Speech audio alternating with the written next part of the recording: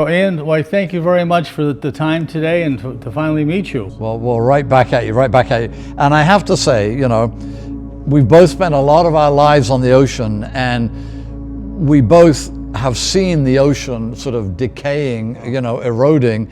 But you and I, people like to get stuff done, and I love the idea of the Lana Rose, this dedicated platform that can bring in all sorts of different scientists, get them working together. And I think I said to you once before, but my friend had a number plate and it was F8 and be there. And he said, as a cameraman, you just got to be there. And I think good science is the same. If we can get people out on the water for extended periods of time, try new tools, we can do our basic research, but we can also, develop new tools, new ways of doing research. Well, Iain, that's what drove me to meet you, to be honest with you. You're a leading edge with the technology, but when I saw how you can non-invasively get a DNA of the health of a whale, it's exhalation. That's and then the other capabilities of releasing these animals that are entangled with the drone without risking human beings, like Joe Howlett, God bless him, who died releasing. And then the commitments there, and it's all these other organizations need to be part of this. We want to get all the guys that are involved with the right whales and say, look, here's the resource, here's the asset, and it's not just the right whale. You were talking about. That's right. Well, no, I think it's so exciting. Is like, you and I are so similar but so different. We sort of give people the tools. We're not trying to invent the game, but there are great people out there, dedicated people, some of them that have lost their lives. And what you and I want to do is bring our different skill sets together, bring people tools that they desperately need. And like literally last week before you called me, I was sitting at the table and like 4 different groups had called me up and like, we need a boat, because we used to have a couple of boats, and I'm like, I can't handle it. And then you called me up and I was like, is this a practical joke? This is perfect timing. Well, especially about say, for instance, the right whale, the ricest whale you were talking about in the Gulf of Mexico. I had no idea. My daughter told me a couple of years ago about the right whale. 70-odd females. I mean, this is unacceptable to me. And if we can do something, why or not?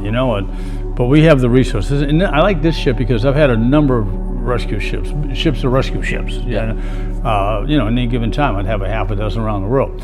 This was a little different ship that I got, was the most cost-effective one to run. So inexpensive, and you can take your scientists, the teams of scientists, and other people that help funding these things. The people that fund your stuff have their children and their grandchildren come out and be part of this. They deserve to be. See how their donated dollars are spent. That's a rare thing. And getting the word out there.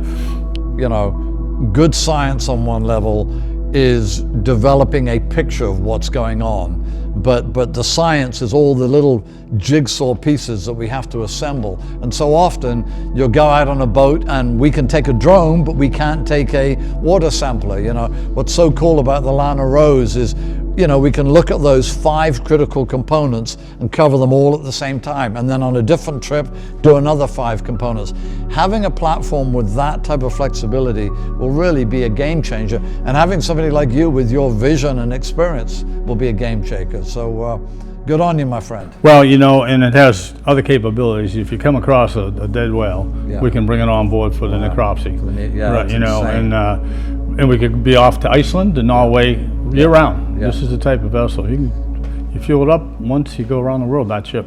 Well, I'm also excited, as you know, about the concept of these fixed-wing drones. Brilliant idea, Well, I think what's exciting, the heliport on the back of the Lana Rose is perfect, because you can't land one of those fixed-wing drones on a 32-foot Bertram, what I mean? You need something a little bit bigger than that. So I think, again, there will be opportunities, as creative as you and I are, that we haven't thought of yet. So I'm excited. Well, what you did with the SnotBot, that capabilities now, and your ideas of how to release these whales without risking human lives, is just phenomenal.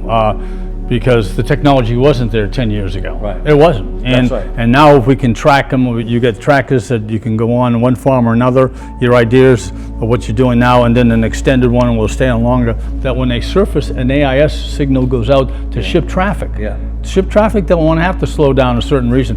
Why should they if there's no whales there? Our oceans are becoming humanity's toilet. It's a shame. But if we can create a problem, we can fix a problem. If we're aware of the problem. Well, that's right. But humanity has exactly. Humanity has a great 11th hour capacity. I wish it was like a 9th hour capacity, but almost if you think of when the Berlin Wall fell, it happened so quickly we couldn't keep up with it. When people make up their mind, it's a powerful thing, and you and I, we got to get people to understand, the value of healthy oceans, the value of whales. Well, when it comes down to you're saying the right whale got its name because it was the right whale to kill. That's right. It was a slow-moving whale. It floated when it was harpooned and gave the most blubber and oil. To have 70 females approximately and 350 or 370 whales. We have the ability. I just want to provide a resource, the tools. I don't want, you guys are experts, you and all the other wonderful guys and girls that are doing this. So, and if we don't, this is on us, because you're right, the ocean is the key to all of us. Well, I mean, America's sort of industrial revolution was probably lubricated by whale oil.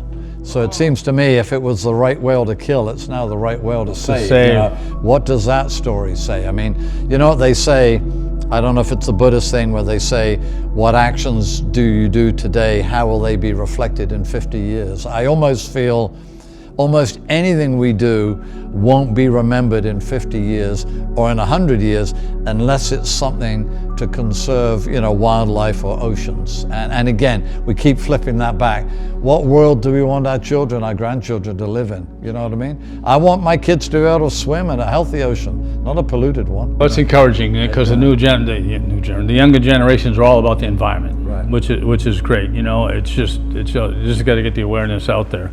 But I mean, the scary thing is with extinction is we're not Jurassic Park. If we wipe out these whales, they're gone forever. And I think it would be a tragedy to have a species go extinct off like a major metropolitan city. I mean, that would speak volumes about humanity, and what it says isn't good. We'll redirect highways or stop construction in buildings if there's a moth or a grasshopper that's endangered or a frog. We're talking about a 50-ton animal here, 50-ton whale. It's just plant and complex sort of social structure, and they're mammals like us. One of the things that really excites me here is that in science, you tend to be the person that wants to publish the paper on your own, so you get the credibility and get the funding. You're creating this sort of environment of collaboration. You're saying, come on down, let's put it together. And you know what's going to happen? It's going to be like a win-win-win-win across the board. And I love the fact that creating this whole, if you want, new way of thinking, new way of working. No, it's I'm blessed to what I have. And the ocean's done everything. My whole everything I have is from the ocean. Now it's my turn to give back.